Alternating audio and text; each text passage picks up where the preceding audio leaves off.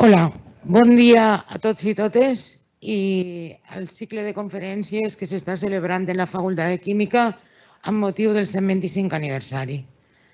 Avui tenim el doctor Juanes, exalumne de la Facultat de Química, i farà la presentació el doctor Antonio Ucejo, exdegà de la Facultat de Química. Muy bien. Hola, buenos días a todas y todos los que estáis conectados con nosotros. Permitidme que antes de nada dé las gracias al doctor Juanes por haber aceptado dar esta conferencia aquí y ahora. Me consta la gran carga de trabajo que estos meses soportan todos los que de alguna manera están relacionados con el coronavirus y más todavía si estás reconocido como uno de los mejores expertos en este tipo de virus y además estás codirigiendo un grupo que busca el desarrollo de una vacuna para esta pandemia. Que haya decidido olvidar sus múltiples compromisos laborales y sociales para dedicarnos este tiempo es algo que le agradecemos profundamente. El doctor Juanes nació en Valencia, estudió el bachillerato en el Instituto Luis Vives y cursó la carrera de Química en esta facultad, situada entonces en el edificio de Blasco Ibáñez, entre los años 1962 y 1967.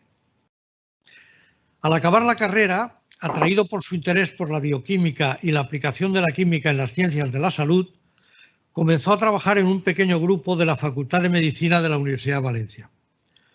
Pronto se dio cuenta de que necesitaba ampliar perspectivas y se trasladó a Madrid, donde empezó a trabajar con virus en el Centro Nacional de Oncología. Desde allí se trasladó al laboratorio dirigido por Eladio Viñuelas y Margarita Salas, donde realizó su tesis doctoral sobre el virus de la peste porcina africana.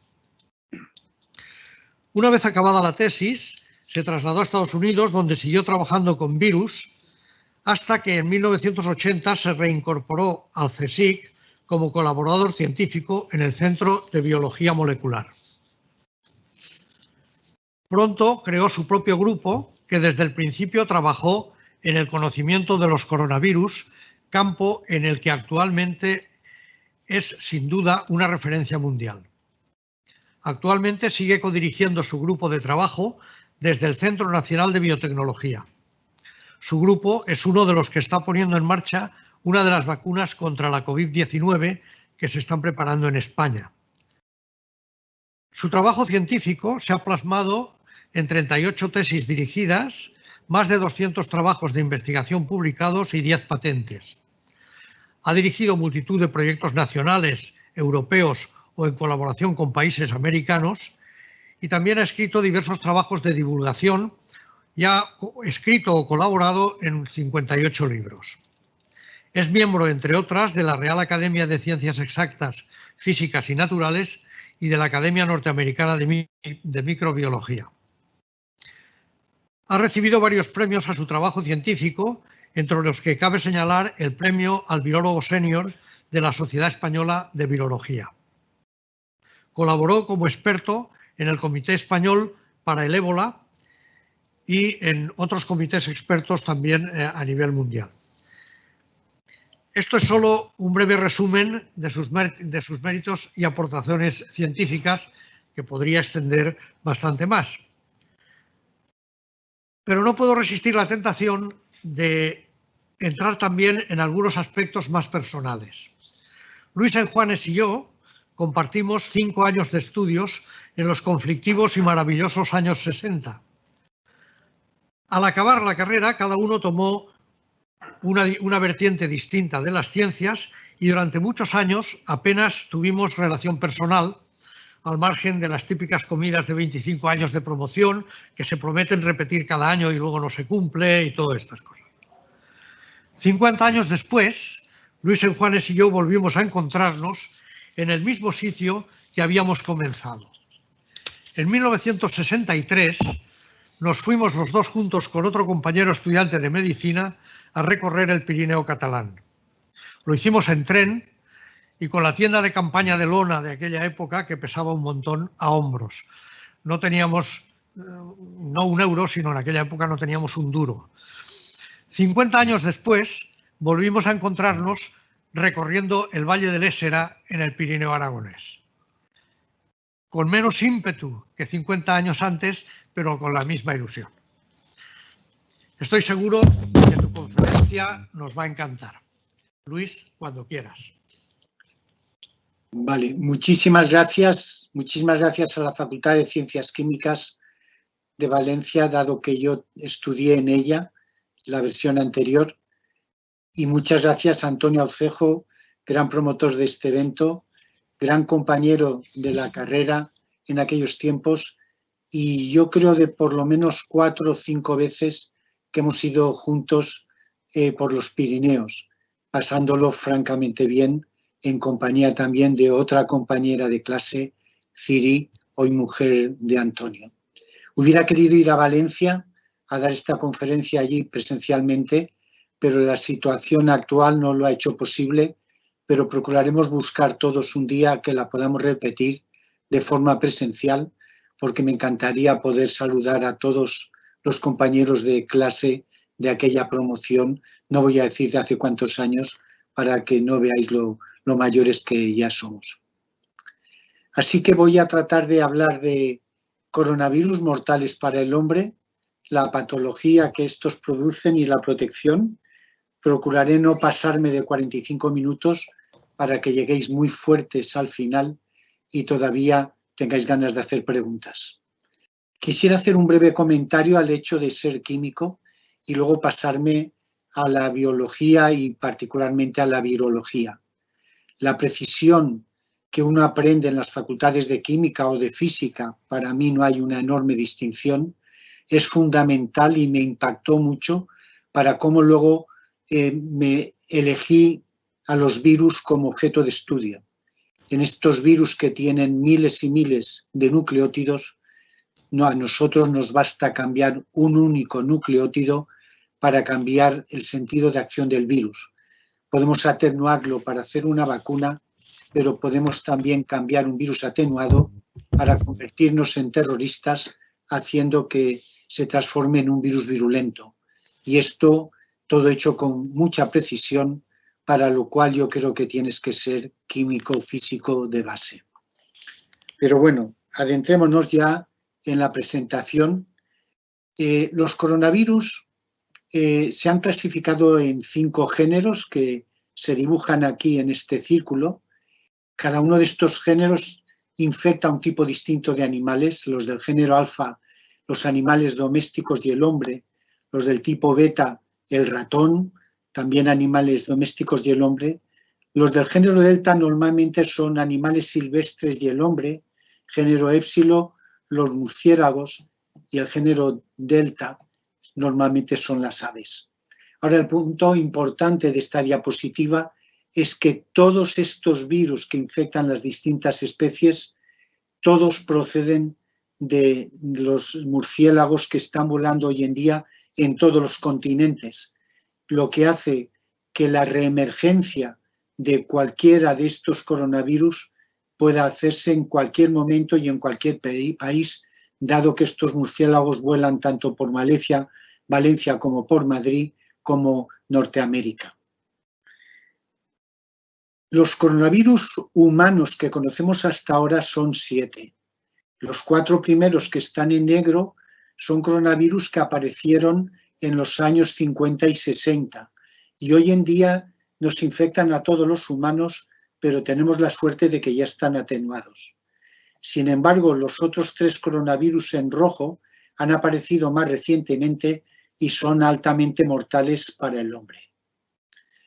De hecho, el coronavirus del SARS-1 apareció en el año 2002, el del MERS del Oriente Medio en el 2012 y el SARS-CoV-2 en el 2019, el año pasado.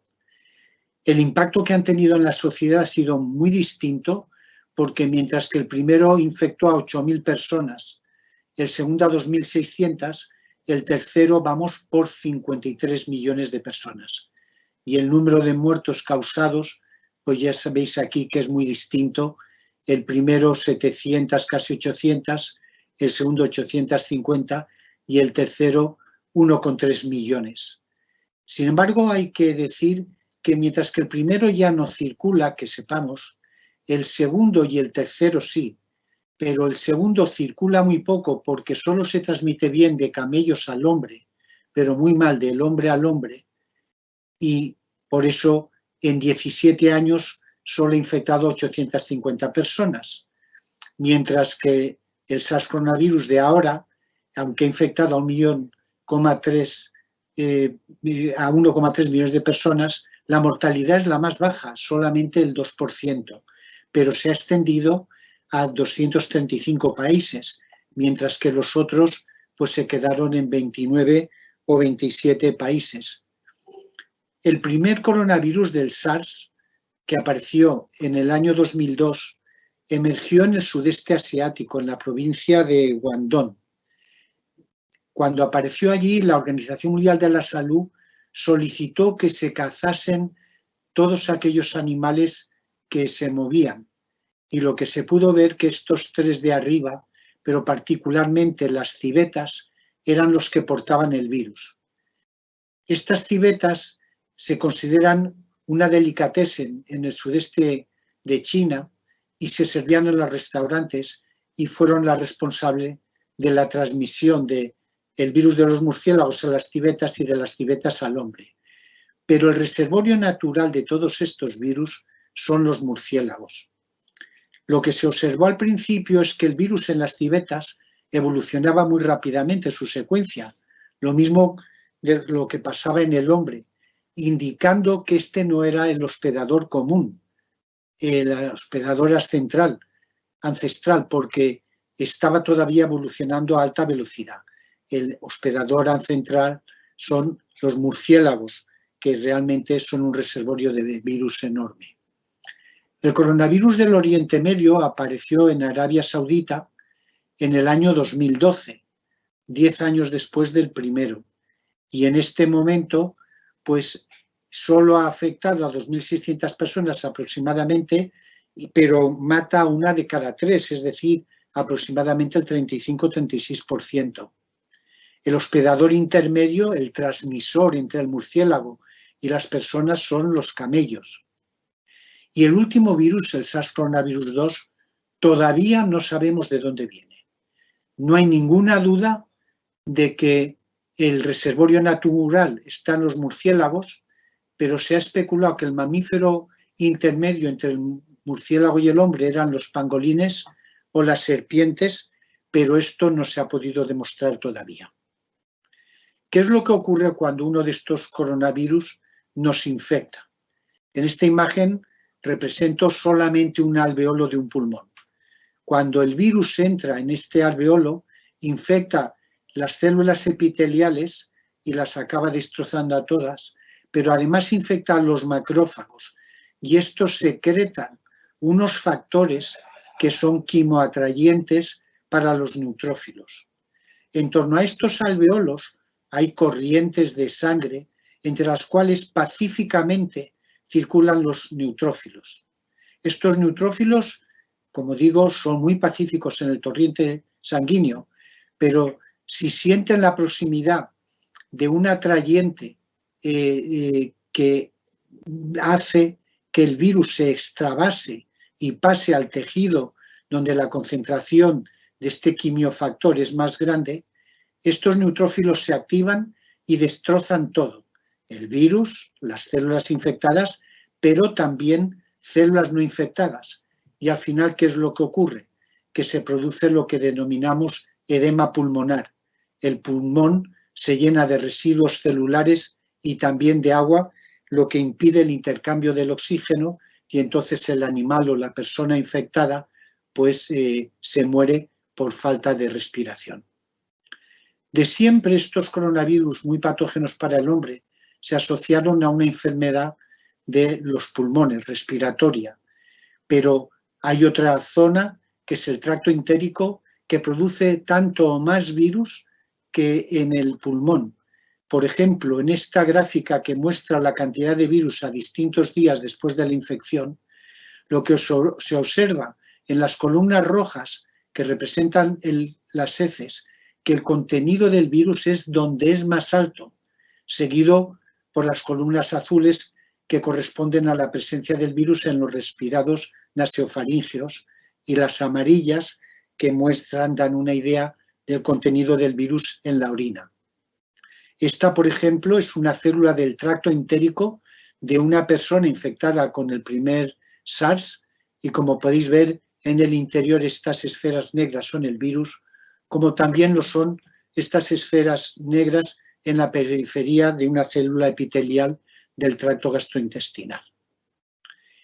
Yo he destacado en esta lista de 4 elementos lo que considero que son las propiedades más negativas, algunas de las más negativas del último coronavirus que nos ha invadido. Una es que puede producir infecciones asintomáticas durante hasta 14 días sin que la persona infectada se percate de ello y vaya diseminando el virus por todo su entorno. La otra es que, como consecuencia de la infección por este virus, se reduce la respuesta inmune que está inducida por la infección y también la duración de la misma, lo cual va en perjuicio de las defensas del hospedador. También que incluso un porcentaje alto de pacientes, el 14%, cuando ya cree que se ha curado, puede reaparecerle otra vez el virus que estaba escondido en alguna zona de sus tejidos. Pero cada vez la campeona, la propiedad que yo de momento considero más negativa, es que este virus ha adquirido una nueva secuencia, 4 aminoácidos muy básicos que conforman lo que es un punto de corte por una proteasa, la furina, que está presente en todos los tejidos del organismo, lo que hace que pueda infectar a muchos tejidos, prácticamente a todos. Si comparamos el coronavirus del 2002, solo infectaba prácticamente el tejido respiratorio y el entérico, porque la proteína de las espículas del virus necesita cortarse por una proteasa. Pero el problema es que el virus aparecido ahora en el año 2019, el llamado 2, este puede afectar a todos los órganos, porque está activado antes de salir de una célula a la que ha infectado. Por ejemplo, puede infectar los pulmones, produciendo lo que en inglés llamamos Acute Respiratory Disease Syndrome, o edema pulmonar, el tracto entérico, los riñones, el cerebro, el corazón, las venas, todo el sistema circulatorio. Ello hace que se puedan producir problemas de corazón, el bol isquémico, puede infectar los órganos respiratorios, haciendo que se pierda la sensibilidad al olor, la boca, con lo cual se pierde el sentido del gusto, y en casos severos el páncreas, que da lugar casi siempre a la mortalidad del paciente. Es decir, es politrópico, todos los días nos sorprende con las patologías que causa, que además, cuando una persona se recupera, si tuvo patologías muy fuertes, deja residuos de la enfermedad. Pues bien, aquí en esta imagen a la izquierda vemos el virus y estas proyecciones que tienen las espículas, que tienen que reconocer al receptor de una célula que está en la derecha de la imagen. Pero para que este reconocimiento se produzca de una forma con éxito, esta proyección del virus, esta proteína S de superficie del virus, se tiene que procesar. En este recuadro represento la proteína S por un rectángulo y en la mitad del mismo tiene un sitio de corte por una proteasa. Pero el problema es que este virus nuevo ha incorporado aquí un corte por una proteasa que está en todos los tejidos, lo que hace que pueda infectarlos a todos. Para que luego la interacción de las espículas del virus con el receptor celular sea fructífera y el virus pueda entrar, necesita un segundo corte proteolítico. En las espículas del virus, estos 2 puntos de corte se sitúan en estas 2 posiciones que se indican en la figura. ¿Por qué este virus, entre otras cosas, es tan maligno? Pues porque si esta es la secuencia total del genoma, la proteína de las espículas, la zona del genoma que codifica la proteína de las espículas, está en esta posición. Y en el medio, entre la parte S1 y la parte S2, incorporó 4 aminoácidos que proporcionan el sitio de activación antes de que el virus salga de la célula. Como cuando madura en una célula ya sale cortada la proteína de las espículas, cuando ésta sale al exterior, el virus, y contacta con una célula vecina, y ahí basta un segundo corte proteolítico para que ya el virus pueda infectar. ¿Cuáles son otras características también muy malignas de este virus? Pues aquí destaco 2 con sus apartados. La primera es que el virus inactiva la respuesta inmune innata. Esta respuesta se produce a las 3-4 horas después de habernos infectado. Y en esta respuesta se secretan lo que se llaman interferones porque interfieren con la entrada de los virus, los combaten. Pero es que hay otra cosa mucho más grave, y es que la infección por el virus, en un 14% de las personas infectadas, manda al virus que produzca anticuerpos nuestros contra el interferón, que nos autoataque. Esto es una enfermedad autoinmune inducida por la infección del virus. Pero aparte, lo que se produce es una enorme producción de citoquinas, una tormenta de citoquinas, y estas citoquinas hace que se produzcan una serie de factores que aquí vienen en rojo con distintos nombres, cada uno de los cuales activa preferentemente células de la defensa, los neutrófilos, los linfocitos T y las células NK, los monocitos y los macrófagos, y al activarse todas estas células producen cantidades muy elevadas de moléculas proinflamatorias y de ahí nos produce una actividad muy fuerte en el pulmón que nos llega a causar la muerte. Por otra parte, también hay una disfunción de la producción de anticuerpos. Estos no están bien regulados por la enorme cantidad de citoquinas y lo que ocurre es que además la proporción es distinta en distintos pacientes. Sucede que aunque en las personas convalecientes que se han infectado de una forma suave se producen anticuerpos, estos van fundamentalmente contra la espícula del virus y lo neutralizan, mientras que se ha observado que en las personas que fallecen también se producen anticuerpos contra el virus, pero estos van contra una proteína del núcleo del virus y estos anticuerpos no son neutralizantes los que ven a la nucleocápsida, y eso decide el final, si va a sobrevivir o si va a morir. Y también hay defectos en los centros germinales donde maduran los linfocitos B y ello hace que la respuesta humoral sea de muy corta duración. Bien, ¿qué hacemos nosotros? ¿Qué estrategias utilizamos para combatir el virus? Básicamente 4. Tratamos de restablecer la respuesta inmune natural, la que aparece a las 3-4 horas dando interferón, hacer vacunas para inmunizarnos eficazmente o producir antivirales o producir anticuerpos que sacamos bien del plasma de personas infectadas que dieron muy buena respuesta inmune y se salvaron, sacamos estos anticuerpos del plasma y se los damos a las pacientes, pero esta cantidad de plasma está muy limitada. Es mejor producir anticuerpos monoclonales de alta especificidad que podemos producir en cantidades ilimitadas. Yo me voy a centrar en vacunas, resumiendo qué tipos de vacunas hay y cuál es la estrategia de nuestro laboratorio. Las vacunas pueden ser inactivadas, quiere decir basadas en anticuerpos, y se los damos a las pacientes, pero esta cantidad de plasma está muy limitada. Es mejor producir anticuerpos. Ahora oigo yo el sonido, el sonido que podemos producir en cantidades ilimitadas. Yo me voy a centrar en vacunas, resumiendo qué tipos de vacunas hay y cuál es la estrategia de nuestro laboratorio. Las vacunas pueden ser inactivadas. ¿Podéis silenciar mi sonido para que no salga doble? Por favor, como antes estábamos viniendo muy bien.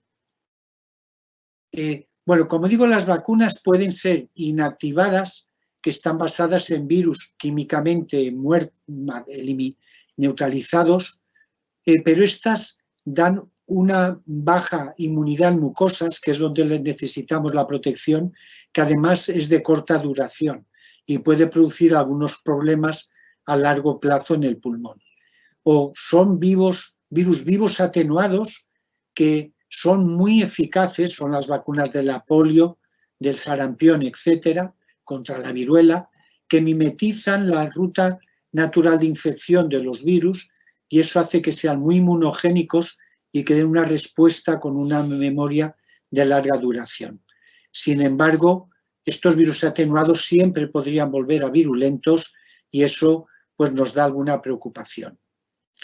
Otros tipos de vacunas, que son las que ahora se están diseñando contra el virus nuevos, son las basadas en vehículos virales que se han atenuado porque se les ha quitado el 30% del genoma del virus y estos ya se conocen desde hace tiempo e inducen el desarrollo rápido de una respuesta inmune que suele ser muy fuerte y que está muy bien documentada y que los virus son seguros.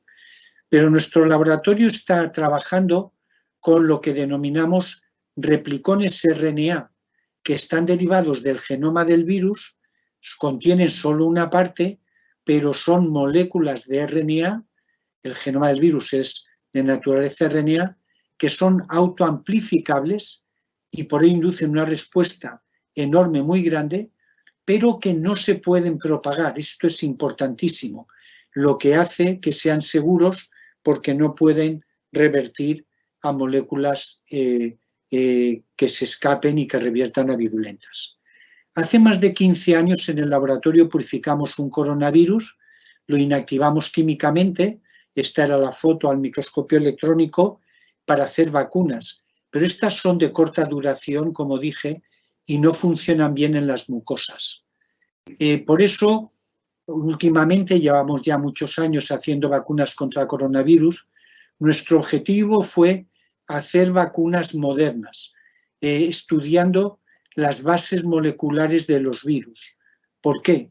Los virus no son virulentos porque se produzca mucha cantidad de los mismos. Son virulentos si llevan lo que denominamos genes de virulencia.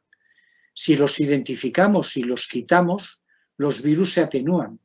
Y un virus atenuado es una vacuna en potencia. Este es el genoma de uno de estos coronavirus del SARS. Son los genomas más grandes de virus RNA que se conocen. Y nosotros sabemos que hay unos genes que son dispensables para la replicación del mismo y que por tanto los podríamos quitar. Entonces, lo que queríamos era desarrollar herramientas que nos permitieran hacer un clon infectivo DNA. ¿Por qué? El genoma natural del virus es RNA, pero con RNA no se puede hacer ingeniería genética. Por eso tenemos que hacer una copia cDNA. Y nuestro laboratorio tuvo la suerte de ser el primer laboratorio del mundo en el año 2000 que nos permitió hacer con éxito una copia cDNA. No me puedo extender en este momento en eso. Y eso nos permitió quitar uno a uno todos estos genes no esenciales para ver cuáles eran los responsables de la virulencia del virus. La segunda herramienta que se necesita para hacer estos trabajos es un modelo animal, preferentemente un ratón humanizado, susceptible al virus, que nos permita analizar cuáles de los mutantes de deleción son virulentos y cuáles atenuados. Y esto lo conseguimos hacer en nuestro laboratorio, lo cual nos daba pues, una gran capacidad de maniobra.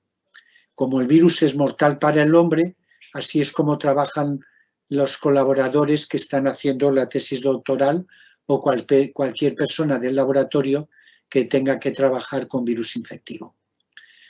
Pues bien, esta es la estructura del virus, la espícula que induce los anticuerpos neutralizantes, y aquí hay una proteína que está en muy bajo número de copias, 20 por virión, la proteína de la envuelta. Esta proteína en una célula de la cual hay una micrografía aquí. La parte azul es el núcleo y la parte amarilla la vemos cuando con anticuerpos monoclonales para esta proteína de la envuelta los marcamos con fluorescencia. Y lo que hicimos fue quitar uno a uno todos estos genes y observar cuando el virus se había atenuado. Y os voy a mostrar ahora una diapositiva con la que casi podría acabar mi presentación. Mirad, teníamos dos virus. Uno que es el nativo, el silvestre, que tenía la proteína E, y uno el que habíamos deleccionado la proteína E. Y con ello infectamos ratones susceptibles. Y a los 4 y 6 días después de la infección vimos cómo estaban los pulmones. Como podéis observar aquí, los pulmones del virus en el que habíamos quitado la proteína E estaban muy limpios, el oxígeno podía circular y los ratoncitos podían vivir. Pero en los ratones que habíamos infectados con el virus silvestre, lo que llamamos el wild type, a 4 días había una inflamación. Estos puntos negros que veis son células de la respuesta inmune que entran en todo el pulmón porque van a defenderlo, pero lo que hacen es producir tantas citoquinas proinflamatorias para la defensa que la situación se complica y a 6 días después de la infección se ha creado una inflamación enorme y edema pulmonar. Los pulmones están encharcados, el individuo no puede respirar y se muere. Pero la observación que al haber eliminado un gen, el gen E, el virus había atenuado, pensamos que lo podíamos utilizar como vacuna. Y eso es lo que hicimos, inmunizar ratoncitos y 3 semanas después someterlos a una dosis hipermortal para estos ratoncitos y mirar si habían resistido. Y esto lo veíamos analizando a distintos días después de la infección si habían perdido peso o cuál era la supervivencia. Y vimos que si no los habíamos inmunizado, línea negra, perdían peso rápidamente y al día 4 la supervivencia era 0, no quedaba ningún ratoncito vivo.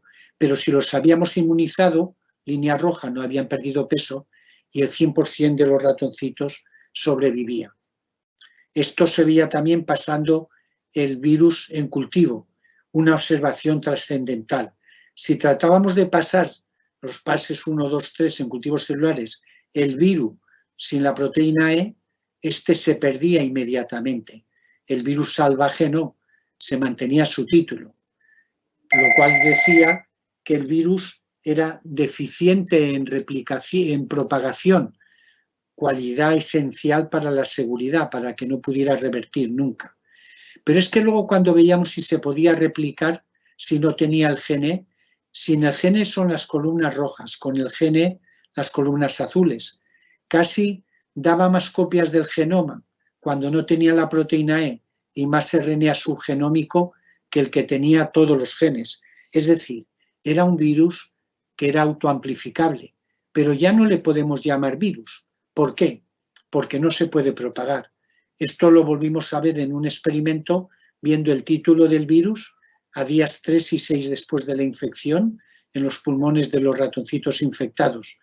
Si habíamos, para estudiar la propagación, si no habíamos deleccionado ningún gen, las columnas negras, el virus se producía pues más de 1 millón de partículas infectivas, pero sin el gen no había crecido nada, lo cual quería decir que no se podía propagar de célula a célula, por tanto constituía un elemento muy seguro.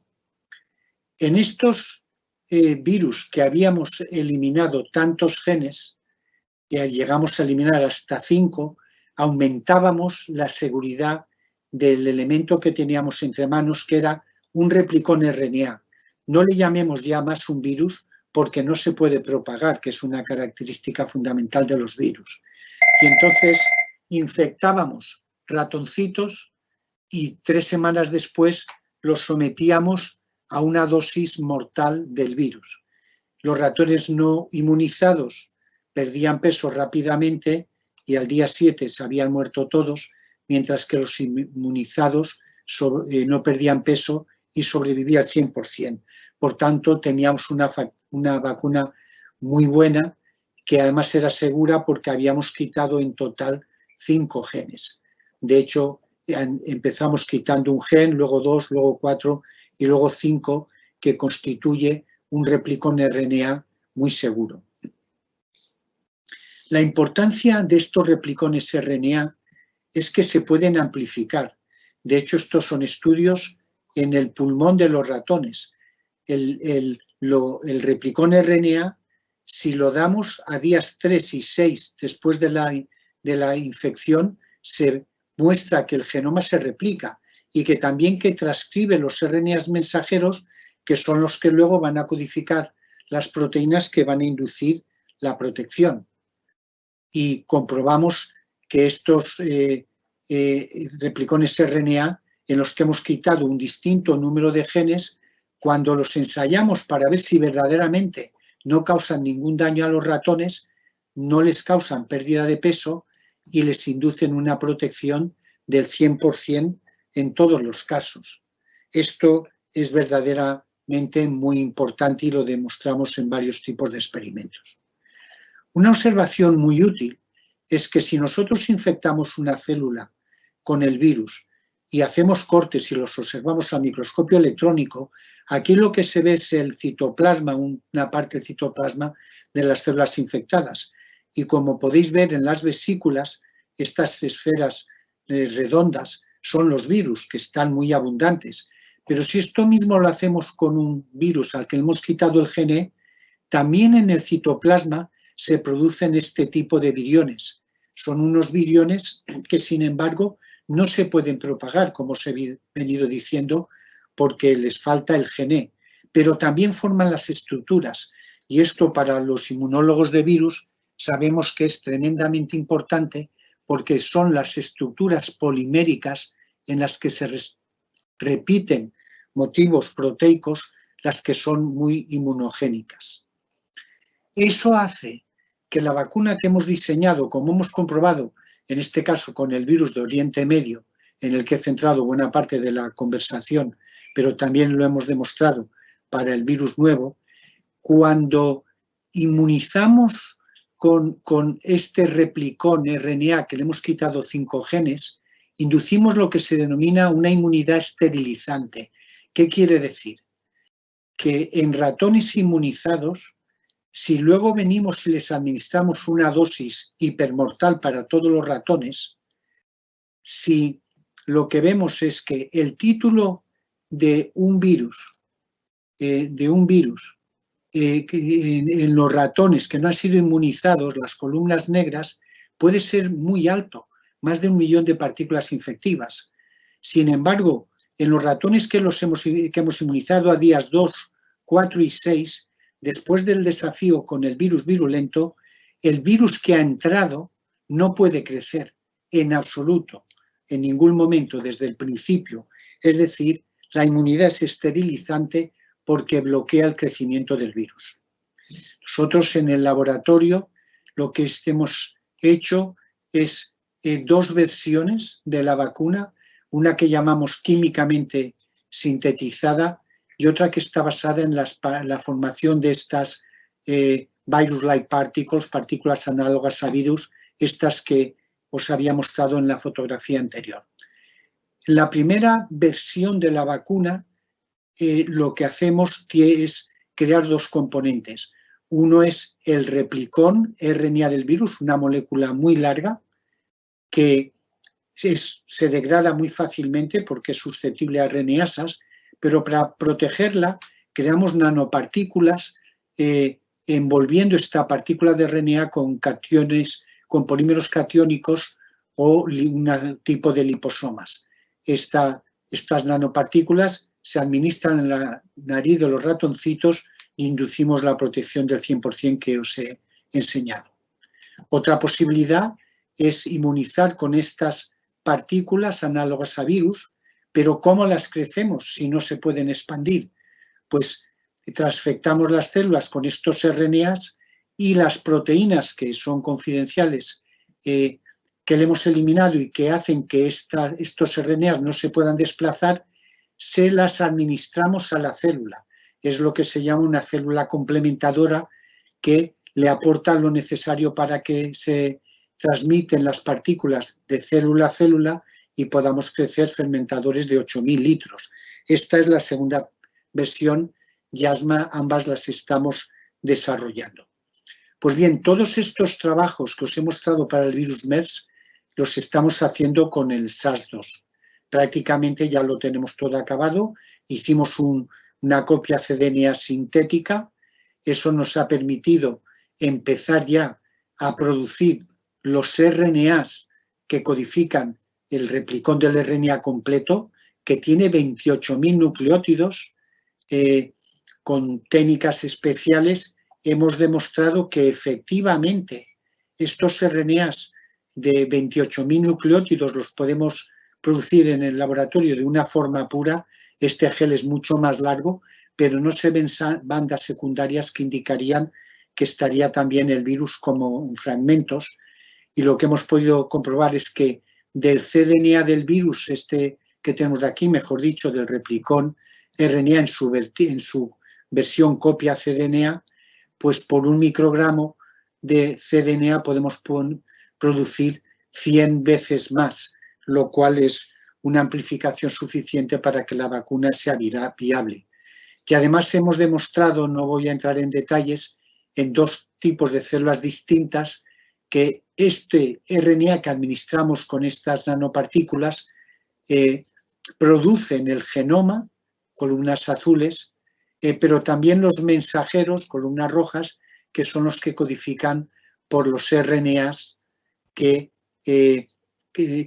producen estos RNAs que codifican por la proteína de las espículas que induce los anticuerpos neutralizantes. Y aquí acaba esta fase de las vacunas y simplemente quiero recordar que la vacunación en medicina supone la mejor relación inversión-beneficio. Tal vez voy a extenderme unos 5 minutos más diciendo cómo seleccionamos antivirales. Esto tenemos varias vías de aproximación, pero voy a hablar solamente de una lo más brevemente posible. Mirad, esto es muy complejo, pero yo lo simplificaré en la explicación. Cuando un virus nos infecta, nos activa procesos inflamatorios. De hecho, lo normal, aquí veis como 5 columnas de señales metabólicas que se transmiten en las células activando la inflamación. Estas células del citoplasma pasan al núcleo produciendo un producto que activa la inflamación. O sea que hay 5 caminos metabólicos posibles por los que la infección por un virus puede inducir inflamación. Yo no me puedo entretener, lamentablemente, esto lo publicamos ya hace algún tiempo, cómo averiguamos que el camino metabólico que se activaba era el que llamamos NF-κB. Vimos cómo se activaban todos los caminos en ausencia o en presencia de columnas rojas o columnas azules y vimos que en todos los casos se podían activar, pero no había diferencia entre la ausencia y la presencia del GNE, con esta excepción. Aquí, si no había GNE, no había activación y si había GNE, había una activación muy grande. El camino metabólico que se activaba era el NF-κB. Entonces hicimos un experimento muy sencillo. Cogimos cultivos celulares, los infectamos con el virus, pero pusimos un inhibidor de la activación del camino metabólico FB, otro distinto o una mezcla de las dos. Y seguimos la producción de citoquinas proinflamatorias, cuyo nombre está aquí arriba. Cogimos 3. Y vimos que si no poníamos inhibidores, sí que se producía la citoquina proinflamatoria en los 3 casos, pero con estos inhibidores no.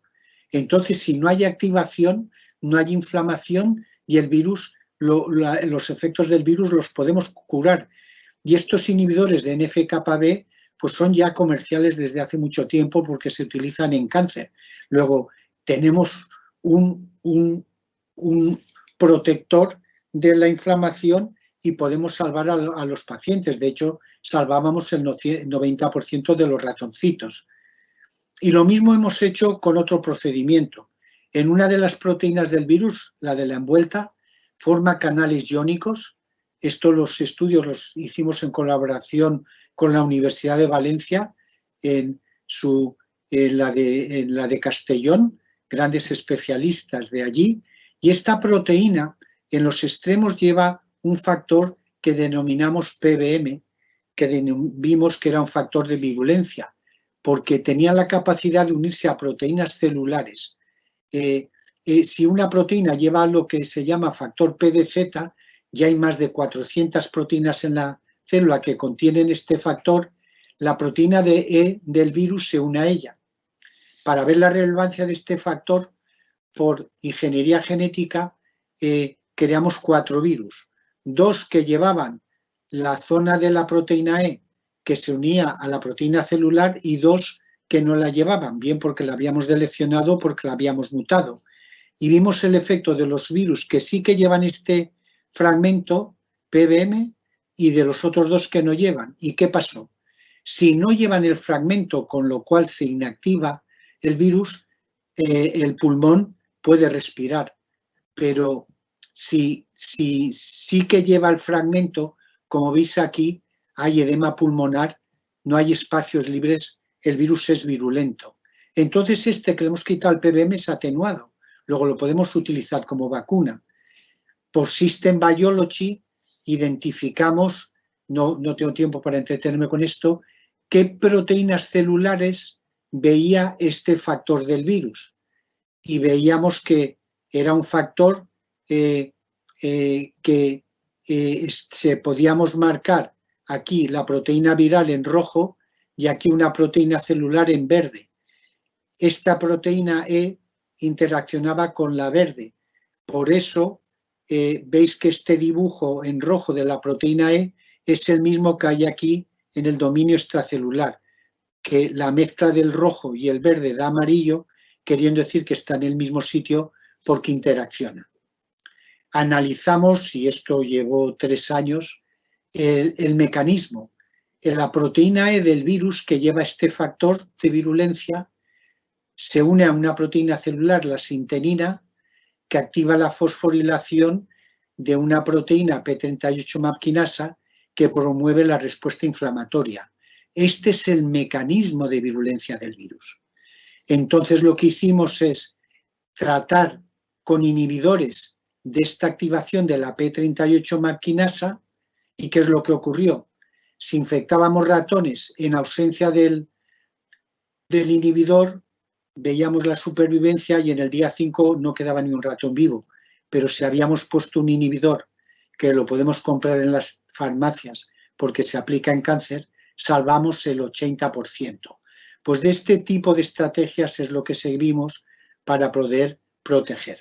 Y ya simplemente quiero dar las gracias de varios colegas del laboratorio, somos 14, aquí pongo los que han sido más relevantes, José Manuel Onrubia, Alejandro Sanz, Javier Gutiérrez, estos son más nuevos, Melisa Bello y Ezequiel, Sonia Zúñiga, un colaborador esencial en todo el trabajo, tenemos investigadores de origen chino, fantásticos, Li Wan, una investigadora china muy importante, y el laboratorio lo codirijo con la ayuda de Isabel Sola, que también hizo la tesis en el laboratorio.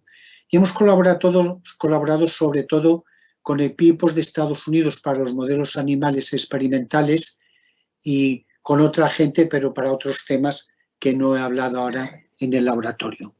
Y creo que mejor lo dejo aquí para que tengáis tiempo de hacer algunas preguntas en caso de que estéis interesados en ello. Muchas gracias, doctor Juanes, por esta magnífica conferencia y a continuación trasladamos las preguntas de los asistentes. Nos preguntaban sobre el uso de la heparina y de si puede ser útil para luchar contra el virus. Bueno, en principio sí, pero bueno, esto corresponde a los médicos determinarlo, porque hay un proceso lamentable que es la coagulación de la sangre y la acumulación de plaquetas a lo largo del sistema circulatorio. Por eso entiendo que de alguna manera administran una que sea suave.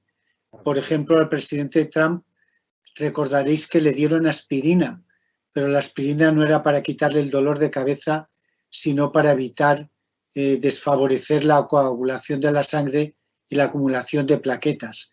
Pero bueno, esto ya los médicos lo saben muy bien y son los encargados de determinar cómo y cuándo se debe administrar un anticoagulante.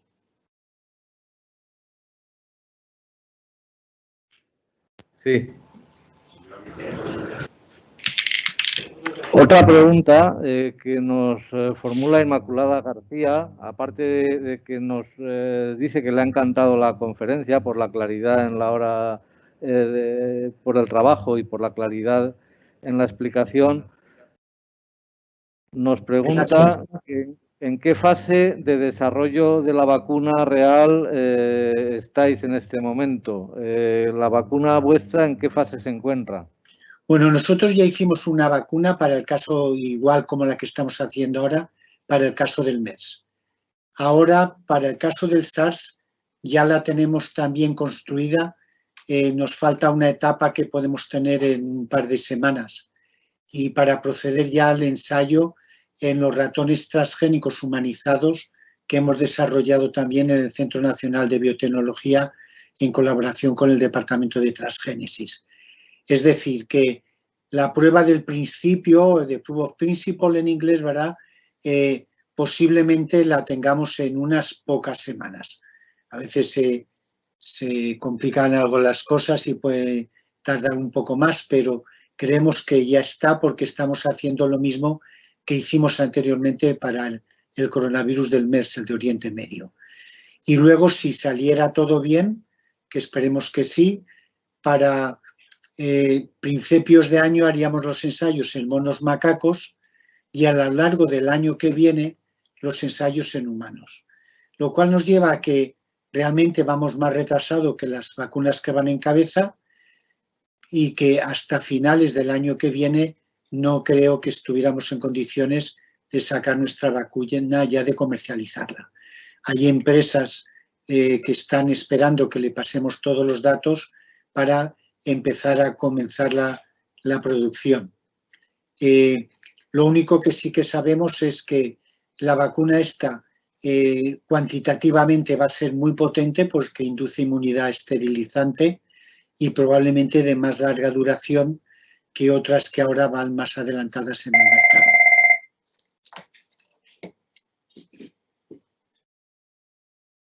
Sí, muchas gracias. Te leo un comentario que nos llega de un oyente, de Javier Ruiz, que da la enhorabuena también por la charla y nos pregunta que qué opina sobre, voy a leerlo literal porque no es mi especialidad y seguramente meteré la pata, qué opina sobre las mutaciones sobre la enzima principal MPRO o 3CL del SARS-CoV-2, cuyo porcentaje de identidad respecto a la MPRO del SARS-CoV es del 96%. Bueno, vamos a ver, entiendo la pregunta por dónde va. La enzima esta es una enzima de la replicasa. El virus emplea de las 30.000 nucleótidos que tiene el genoma, 20.000 en codificar la replicasa. La replicasa, para que todo el mundo se entienda, es el motor del virus. La enzima esta es una proteasa que tiene que cortar una poliproteína que ha sido codificada por un segmento de 20.000 nucleótidos en 16 proteínas distintas. Por tanto, es una parte esencial del virus. Si no se corta una proteína muy larga en 16 pequeñas, estos fragmentos no se pueden ensamblar y no se forma el motor del virus que replica el genoma y lo transcribe. Por tanto, esta proteasa PLP2 es absolutamente esencial. Ahora, pequeñas mutaciones en la proteasa pues pueden tener distintas salidas. Pueden hacer que la inactiven, con lo cual el virus no funciona, o puede hacer que incluso aumenten su actividad, con lo cual el virus se replicaría mejor.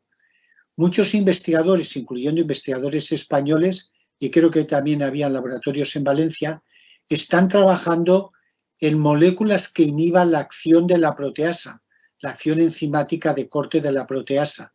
Estos inhibidores, en principio, inhibirían la replicación del virus y se podrían considerar antivirales.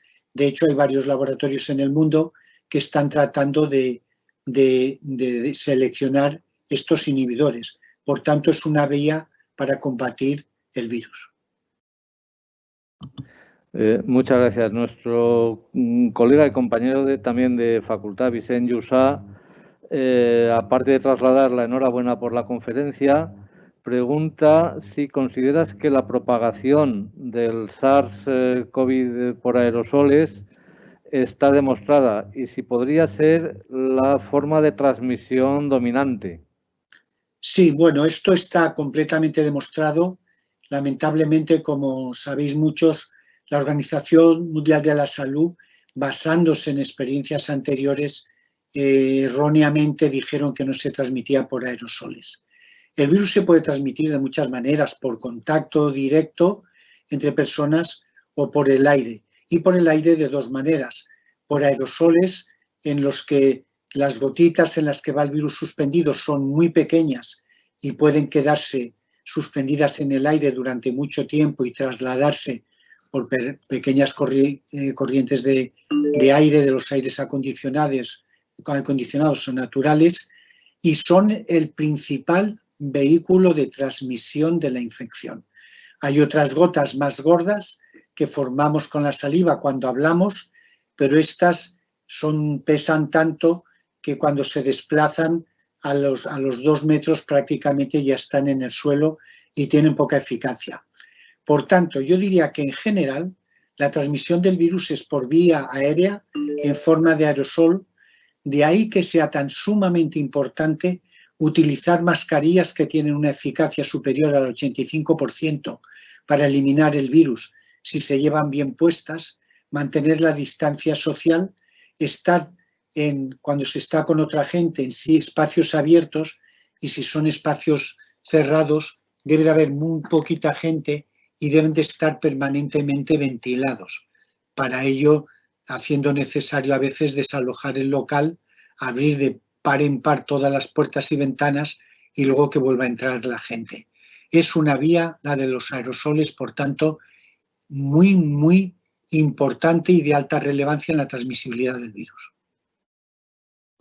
Muchas gracias. El profesor Iñaki Tuñón nos pregunta sobre antivirales. En concreto, dice que hay algunos que actúan sobre las proteasas principal del virus y que están en experimentación con animales. ¿Qué posibilidades de éxito tienen estos estudios? Bueno, esto es un poco lo que hemos comentado antes. Yo creo que tienen muchas probabilidades de éxito. La gente que entiende el mecanismo de replicación del virus conoce estas proteasas, que hay 2, que son muy importantes, y hay muchos laboratorios en el mundo que a la busca de antiactividad proteasa. Esto ha tenido ya éxito en otros virus, por ejemplo, el virus del SIDA también necesita proteasas para su replicación, y en la terapia trivalente que utiliza 3 antivirales, pues uno de ellos es una antiactividad proteasa, de la proteasa que utiliza el virus HIV. Por tanto, es una vía racional, lógica, que se explote porque ya ha tenido éxito en las diseminaciones y replicaciones de otros virus. Me parece muy correcta. El compañero también nuestro, Roberto Tejero, aparte de la enhorabuena por la excelente charla, que es una constante, se ve que has causado un gran impacto, pregunta sobre los inhibidores y los mecanismos mostrados, si pueden ayudar a luchar contra los efectos de largo alcance de la infección presentes en asintomáticos e infectados con síntomas leves. Sí, desde luego que sí. Y como sabemos, todos los antivirales que actúan a distinto nivel y por distinto mecanismo tienen una eficacia que suele ser terapéutica. Un antiviral se administra cuando ya uno tiene la infección por el virus. y en muchos casos tiene una eficacia demostrada. Lamentablemente todavía no se ha sacado algún antiviral que sea tremendamente potente. El Remdesivir norteamericano que le administraron al expresidente Trump también tenía una eficacia, pero débil. En España hay una compañía, PharmaMar, que ha sacado un antiviral, la Plidina, que nosotros tuvimos el placer de evaluarla en nuestro laboratorio y vimos que era tremendamente efectiva para inhibir la replicación del virus. Pero es que posteriormente esta Plidina de PharmaMar se evaluó en Nueva York, en uno de los centros más importantes de Estados Unidos, en ese instituto de al lado de Hyde Park. La evaluó un español, el profesor Adolfo García Sastre, uno de los inmunólogos de virus de mayor prestigio de todo el mundo, y él confirmó los datos que habíamos sacado nosotros, como también los habían confirmado un laboratorio de Corea del Sur. De hecho, los de Corea del Sur dijeron que la Plidina tenía una eficacia entre 40 y 80 veces superior al Remdesivir, que tan buena reputación tiene en Estados Unidos y que ha administrado al expresidente Trump. Muchas gracias. Otro asistente que se identifica como Juanjo, aparte de las gracias por la conferencia, te pide una especie de apuesta o de opinión de futuro. Si piensa que a largo plazo la vacuna será de ARN con todos sus requisitos o una vacuna atenuada normal. Bueno, yo creo que aquí no va a haber apuesta, no nos podemos apostar una horchata, de Alboraya no me importaría, porque hasta ahí llegamos. Habrán vacunas de varios tipos. Cada una tiene una ventaja y unos inconvenientes. No solo la vacuna en sí misma, sino el método de administración. Entonces, yo lo que desearía es que las 7 vacunas que van en cabeza se aprobaran las 7. Eso no es lo que sucede estadísticamente hablando. Por eso me conformaría si 3 se aprobaran, porque necesitamos 8.000 millones de vacunas si quisiéramos vacunar a toda la población mundial. Y eso no lo puede fabricar una compañía sola. Una compañía a pleno rendimiento puede tener la capacidad de producir 500 millones de unidades por año. O sea que necesitamos la colaboración de todas. Todas son posibles, todas están basadas en modelos realistas. Posiblemente las vacunas del futuro, más futuristas, serán las RNA, pero el problema es que las 2 que hay ahora en cabeza, las de la compañía Moderna de Estados Unidos y la de Pfizer de Alemania y Estados Unidos, tienen el inconveniente de su estabilidad. Por eso la de Moderna de Estados Unidos hay que mantenerla a casi 20 grados bajo cero, eso no es problema, todo el mundo tiene un congelador de menos 20 en casa, pero la otra, la de Pfizer, hay que mantenerla a menos 70, 80 grados bajo cero. Esto ya no está en todas partes, lo que limitaría su aplicación fácil en poblaciones importantes que tengan hospitales bien equipados. Esto no quiere decir que no se pueda llevar al centro de África o de la India transportándola con nieve carbónica que tiene también temperaturas muy bajas. Pero bueno, complica el transporte y todas estas cosas. Muy bien, y por último tenemos una pregunta de un asistente anónimo que dice si cree que hasta que se desarrolle una vacuna definitiva se volverán a ver picos en los contagios y muertes por esta enfermedad. Pues yo diría que casi que con toda seguridad. Por eso es tan sumamente importante la colaboración de la población para disminuir drásticamente la transmisión. Hay que tener en cuenta que el promedio de 500 infectados diarios por cada 100.000 habitantes es una barbaridad. Aunque ahora parece que se está estabilizando un poquito la transmisión, estamos en unos niveles terriblemente altos.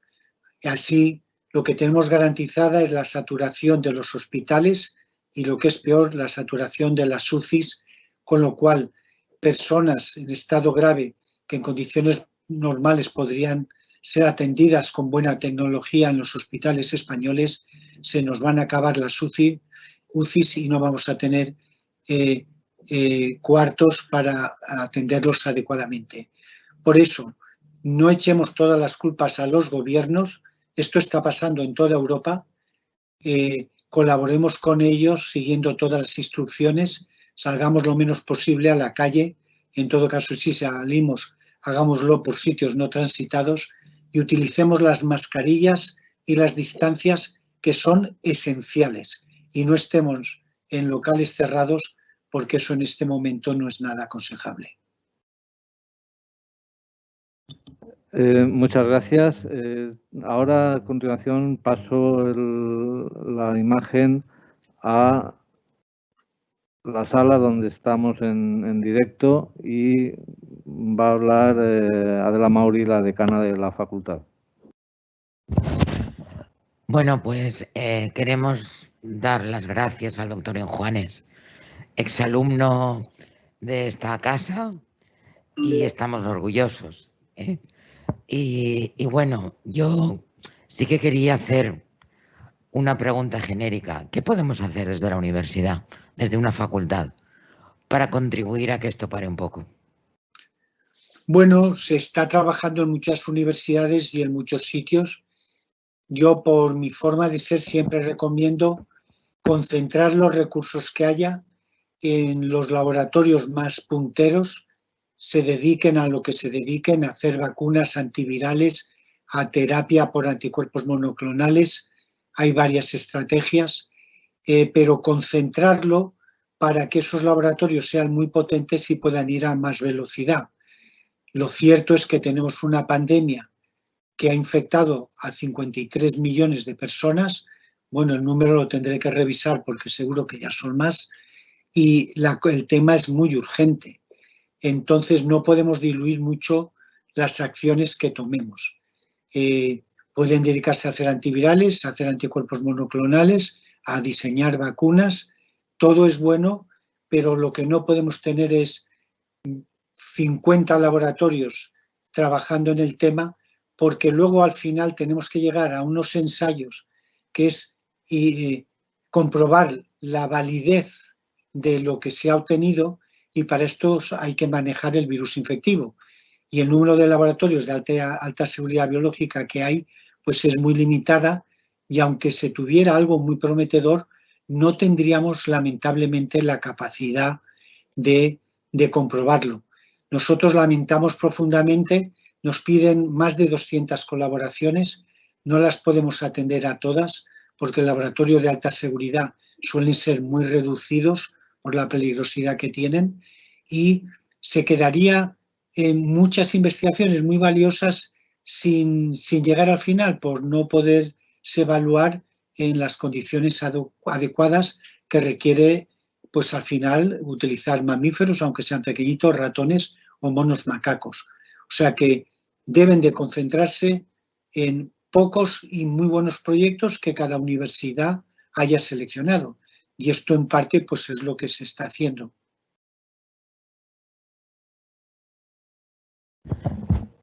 Muchas gracias. Bueno, la horchata está pendiente. Vale. Os lo recordaré cuando vaya a Valencia. Cuando se acaben los picos hay horchata, eso asegurado.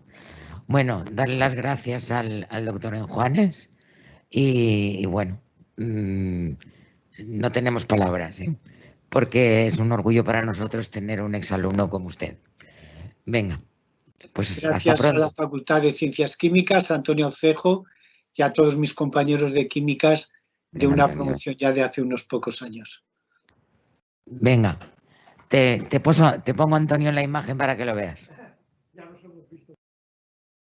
Nos vemos en el Pirineo. Venga, un abrazo. Gracias a todos. Hasta luego, un abrazo. Hasta luego. Adiós, adiós.